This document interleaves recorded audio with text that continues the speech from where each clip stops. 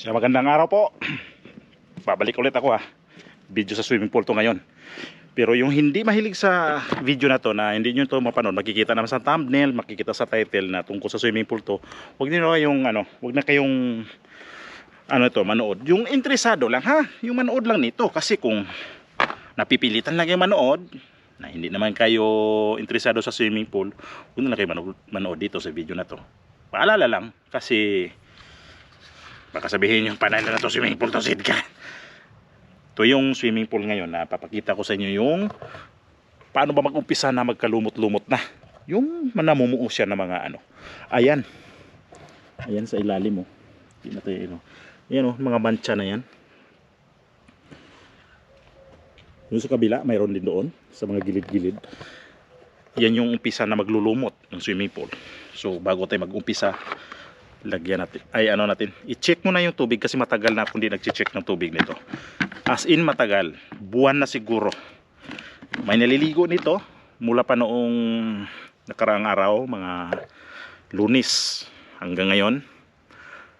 4 na araw na sila naliligo. Pero bukod doon, nakaraang linggo naliligo dito, may mga tao rin naliligo.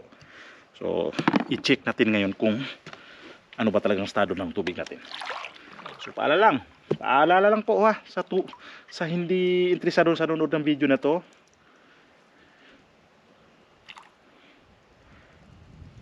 Lipat mo na kayo sa ibang channel. Manood muna kayo doon.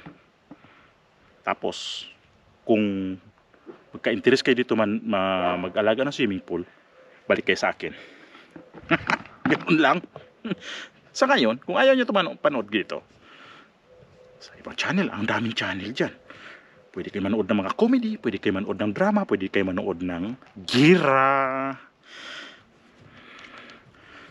Hala, di matanggal. Ito talaga yung problema ko. Paano kaya ito tanggalin? Nahirapan ako tanggalin tong ito.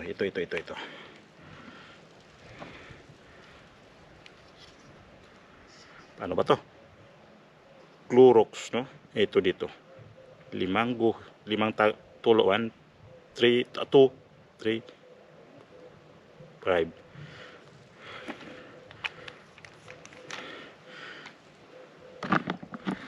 Katapos lang namin dito Katapos lang namin dito nag heat wave. Pero yung init, as in init dito, nandito pa rin. 1,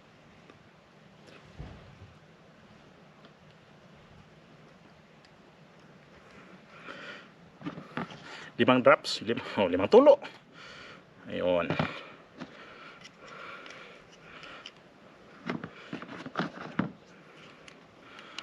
Kasi nagtaka ako kaninang umaga, sabi ko ay nagbabahay yung nagbabahay si lumot. Nagbabadya siyang magkalumot. Yung pH ko ang taas. Sobrang pula. Ayun, sobrang pula. As in mataas siya, nasa 7.8 o kaya 8.2 siyang, basta sobrang taas ang pH ko.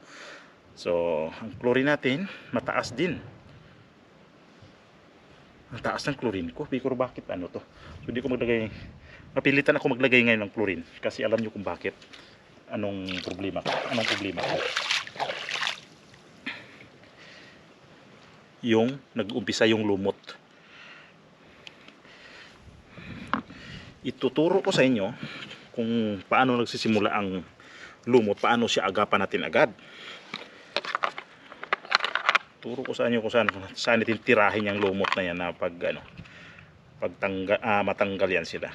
Tapos mamaya balikan natin to kung mailagay natin yung chlorine na mataas ang pH, mataas ang chlorine. So no choice ako dito, kailangan ko talaga siyang gawin to ngayon. Ito yung chlorine na granulated powder. Pwede rin powder. Yung pino, pwede na rin yun. Kung wala kayo na yun. Kung mayroon kayong ganito, mas maganda. Granulated. Yung mga ganito ba? May yung mga parang abono siya. Oh, yan. Yan na itong. Tingnan nyo ngayon kung paano natin ilagay ito. Tapa na amoy ha. Makita nyo ngayon, kung mag-umpisa yung sa swimming pool ninyo, nagbabantay kayo ng swimming pool, kung saan na yung ano, naglulumot na nag-umpisa, ganito tirahin nyo kaagad. Sa gitna, ayun na gitna ayan. Ayan. Yung banda dyan, yung kulay mancha. Mancha doon. Ang dami na. Ang gagawin nyo, ganito. Mas maganda kamayin na lang. Di ba may mancha dyan? Ayan gagawin nyo. Dakutin nyo itong ganito. Ayan di ba? I-ano natin dito.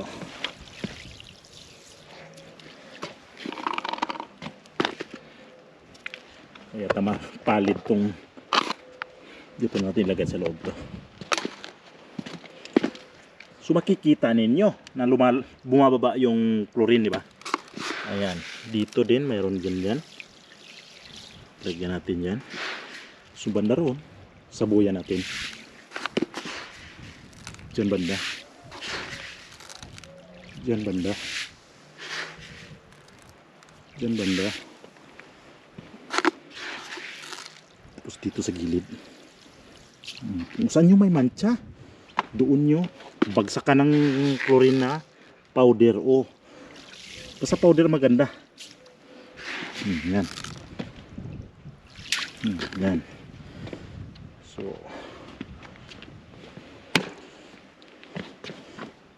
ayan sa ilalim ng hagdanan meron. Gagawin natin yan. Pung. Parang itsa ng abono. Di ba? Dito sa gilid. Yan. Yan.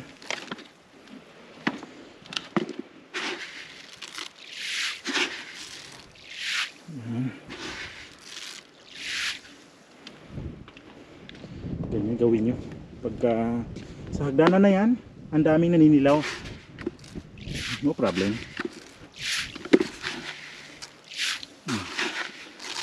Tapos doon banda, ang dami.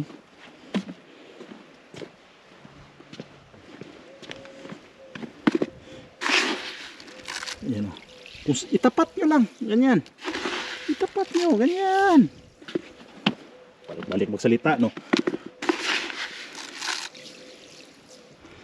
Doon yan babagsak sa may mancha na. Ayan sa mga sa mga singit-singit ng tiles. Nandyan na sila. Ito yung magsimula na ng lumot niya. Ayan.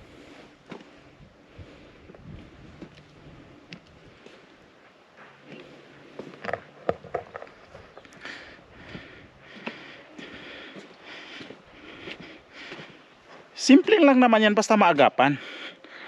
Kaya dito, ayan may mancha din yan. Ayan. Itapat lang din dyan.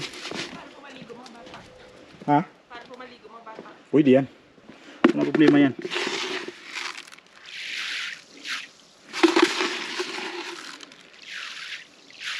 Pag magkaroon lang sila ng irritation sa mata, hindi naman ito marami. Kaya lang, nakita ko talaga sobra sa chlorine.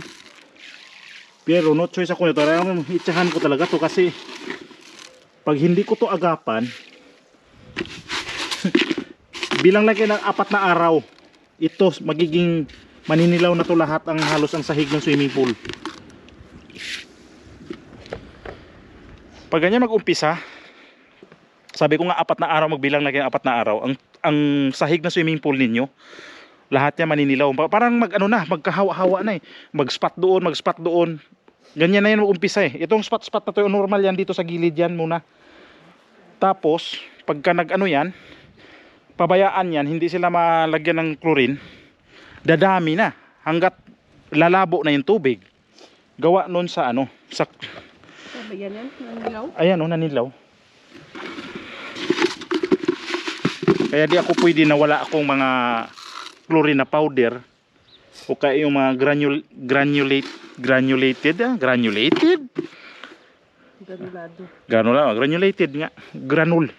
na Ano, pwede rin powder, kaya sobrang liit, sobrang pino yun eh. Nagamit ko rin yun, pwede rin yun. Kaya sobrang yang pino talaga. Tapos, bago nyo, wag kayo mag-vacuum. Pag naglagay ka ng ganitong chlorine na granulated na pangtanggal sa ano, wag nyo i-vacuum. Kasi, matatangay. Kasi nandyan pa yan eh. Hindi pa yan makaagad-agad malusaw yung mga chlorine natin, sinaboy ng ubos ko yan, kunting-kunti na kailangan bumili nito ulit. Ang tapang, sakit sa ano, lalamunan saka sa ilong. Laman ng ilong natin ang sobrang tangos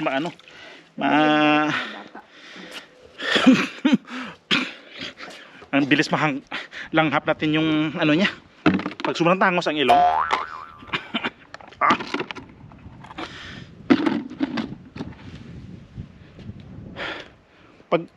Yung iba kasi lahat nagko-comment diyan yun, kuya paano ba yung ano, yung swimming pool na nag-spot na yung mga yelo sa ilalim, dilaw ba?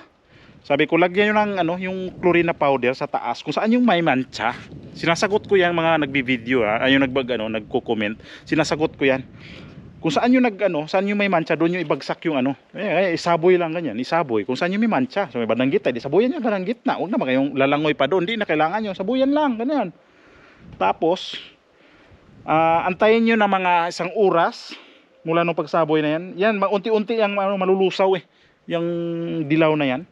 O kaya tsaka kung ano kayo, sipagin kayo, mag-vacuum kayo o i-brush nyo kung may brush.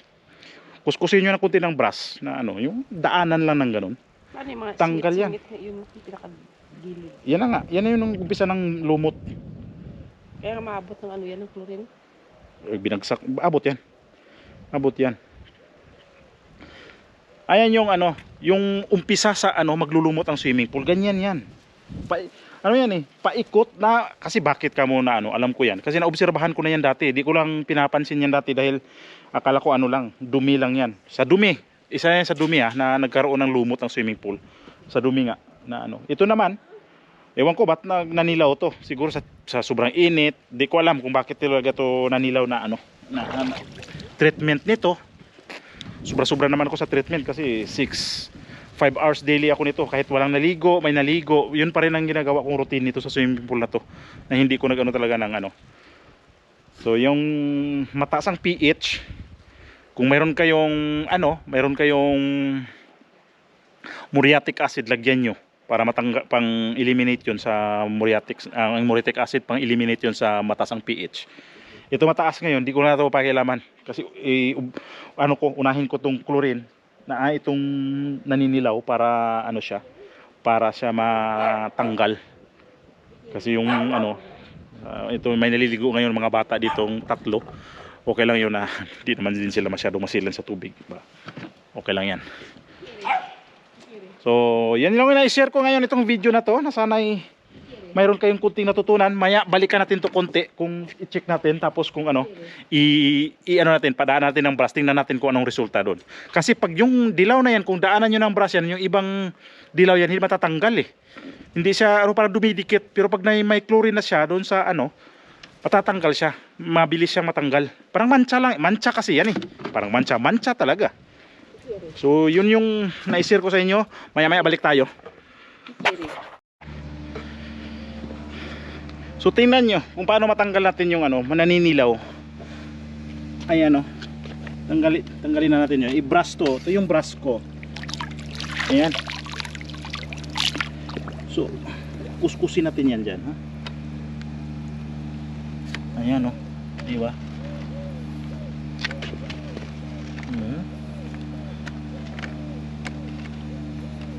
Madali siya matanggal pag ng chlorine. Yan. Tapos ito sa ilaw niya, meron yan. Dito sa ano, pagdanan, di ba kanina nilagyan din natin to? Ayan, meron. Ayan.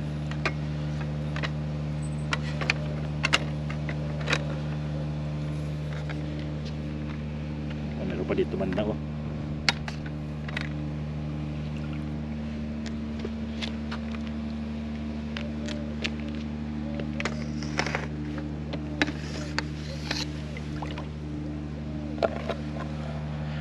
May nga yung background, no? Pandakas ko ng motor. So ganun lang ang ano niya, yung pagtanggal ng mga dilaw-dilaw. I-brush lang ganyan. Kahit ano, yung kahit anong brush lang. Madali lang siya matanggal. Para di magkalat yan. Kayo din, pag napabayaan nyo yan, magkalat yan, hirap na tanggalin.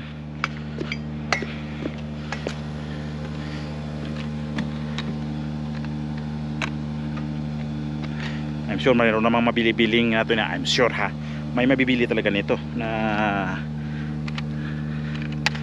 brush na ganito lang. Mura lang naman to eh.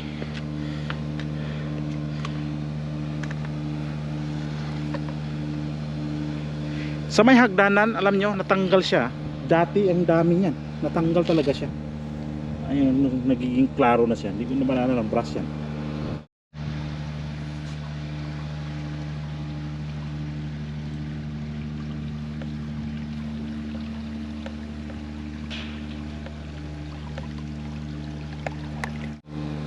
So salamat sa pagtambay. Maraming salamat sa inyong pag sulyap sandali sa ating video. Magpaalam na ako, hanggang dito lang. Maraming salamat. Edgar Mejorada po lamang. God bless. Bye bye po.